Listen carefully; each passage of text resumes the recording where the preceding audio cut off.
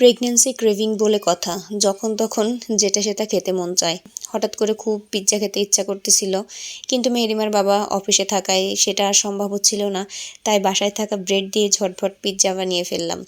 এর থেকে মনে হয় না আর সহজভাবে পিৎজা হতে পারে। তো ফ্রিজে হলো 2 দিন আগে আনা একটা ব্রেড ছিল, মানে কয়েক পিস আমি খেয়েও নিয়েছি আর কয়েক পিস ছিল। তো সেটা দিয়ে হলো পিৎজাটা বানাবো। এখানে আমি প্রথমে সব কিছু গুছিয়ে নিয়েছি। তো চিকেন পিসগুলো আমি ছোট ছোট করে হলো কেটে নিয়েছি এখানে। আর চিকেন পিসগুলো হলো ভেজে নিতে হবে। তো সামান্য একটু আদা বাটা, একটু রসুন বাটা দিয়েছি আর 1 চামচ চিলি ফ্লেক্স দিয়েছি। তারপর দেব হলো একটু সয়া সস, একটু টমেটো সস আর সামান্য একটু লবণ। তো সব কিছু চিকেনে হলো খুব ভালো করে মাখিয়ে নিচ্ছি। আর এখন এই তো চিকেনটা মাখিয়ে নিয়ে সামান্য একটু তেল দিয়ে দিয়েছি কড়াইতে। তো চিকেনটা হলো প্রথমে একটু ভেজে নিতে হবে। আর চিকেনটা এদিকে ভাজা হতে হতেই আমি হলো পিৎজার ডোটা রেডি করে নিব। তো এইখানে হলো ব্রেডের ছোট ছোট টুকরা করে নিচ্ছি। এই পাশের ব্রাউন অংশটা ফেলে না দিলেও চলবে, ফেলার কোনো প্রয়োজন নেই। ছোট ছোট টুকরো করে কেটে নিয়েছি। এরপর অ্যাড করব হলো 2টো ডিম বা 3টা ডিমও লাগতে পারে এখানে। আপনি যখন মাখাবেন এটা, তখন নিজেই বুঝতে পারবেন যে এখানে আরও এক্সট্রা একটা ডিম লাগবে কিনা বা 2টাতেই হবে কিনা, এটা মাখানোর সময় বোঝা যাবে। তো আমার 2টা ডিম লেগেছে। তো আমি হলো এই তো খুব ভালো করে হলো হাতে একটু চটকে মাখিয়ে নিব।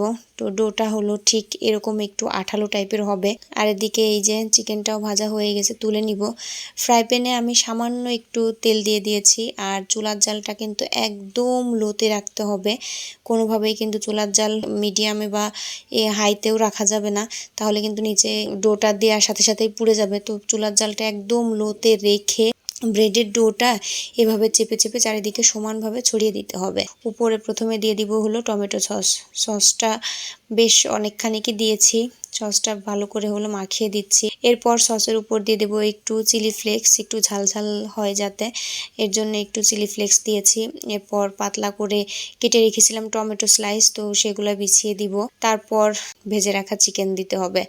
আর শেষে উপরে বেশি করে দিয়ে দিব হলো চিজটা যত বেশি দিবেন খাওয়ার সময় কিন্তু পিৎজাটা ততই মজা লাগবে। তো আমি এখানে বেশ অনেকটা চিজই দিয়ে দিয়েছি। এখন ঢেকে 10 মিনিট অপেক্ষা করব। আর চুলার জালটা কিন্তু একদম লো হিটেই রাখতে হবে। তো 10 মিনিট পর এই যে দেখুন হয়ে গেছে। পেঁয়াজের স্লাইসগুলো দিতে আমার মনে ছিল না, তো ওটা হলো পরে অ্যাড করেছি। তো দেখতেই পাচ্ছেন কতটা লোভনীয় লাগছে। নতুন কাউকে বানিয়ে খাওয়ালে বুঝতেই পারবে না এটা ব্রেড দিয়ে বানানো।